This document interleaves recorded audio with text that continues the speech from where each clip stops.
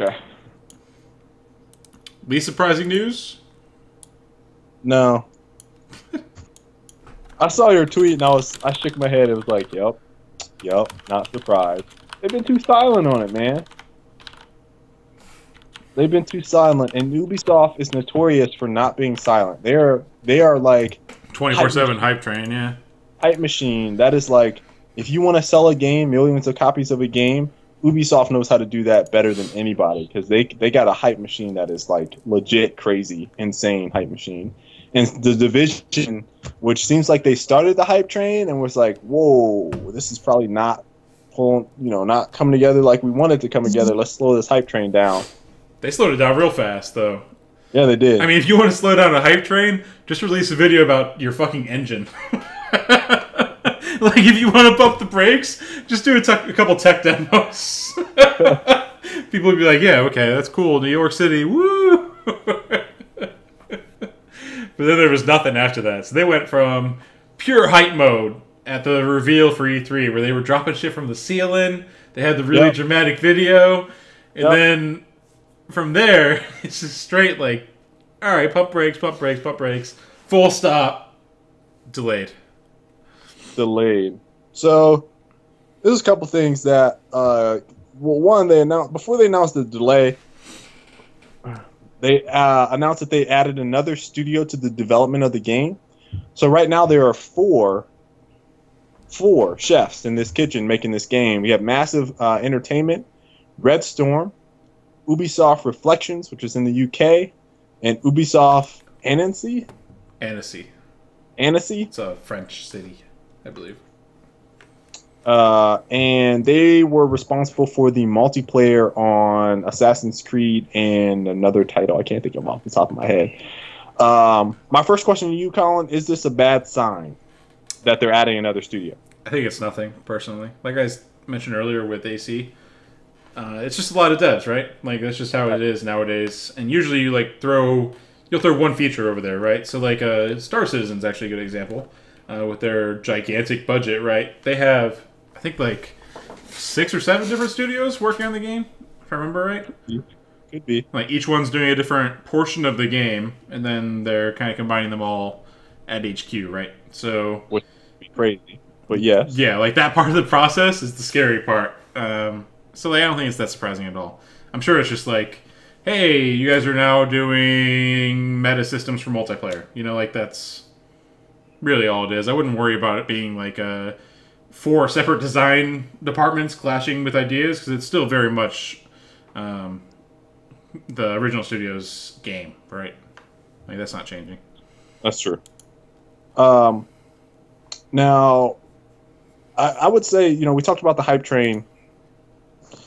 Our levels were way high when we first saw this game. I mean, I remember, I think both of us were pretty giddy after we saw what they showed off. Cool.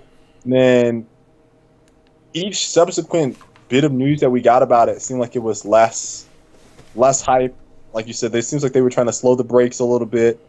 Do you feel like, based off of, and I think they delayed it to Q4 2016 financial year, which seems like it's putting it out a few months? Yeah, it's spring of next year. Next year. Okay, so do you feel like with this delay, they position themselves to not get trounced by everything else that's going to come out? Yeah, I mean, obviously it gets them out of the holiday season, which is the big goal for any developer, is to be able to be part of that holiday spending rush. But I think it does get them away from the big dogs, right? Yeah. That said, I don't know. I don't know how much overlap there is between games like COD, Halo, Battlefront, and The Division, which is more single-player oriented, I feel like, and co-op oriented.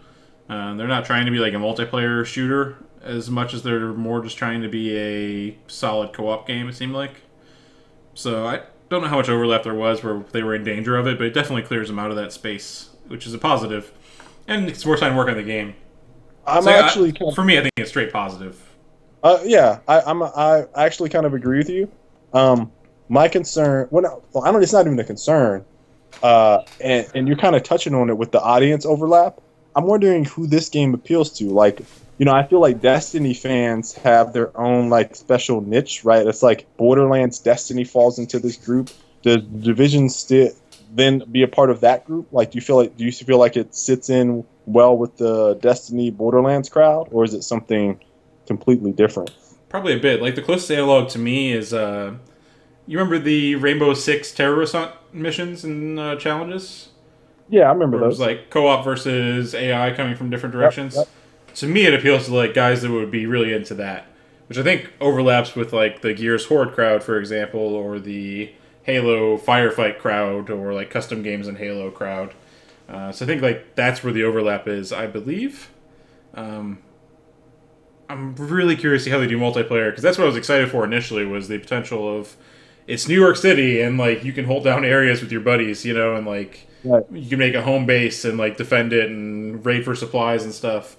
But like the more I heard about it, the less it sounded like that was actually the case. And it was just like it's you and your buddies roaming against random groups of people that we seamlessly matchmake you with, which is much less cool conceptually. So I'm interested to see how they handle that, and that could really determine how it plays out, right?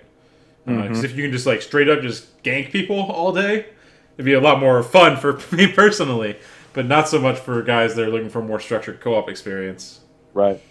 which I think is that audience that I described before.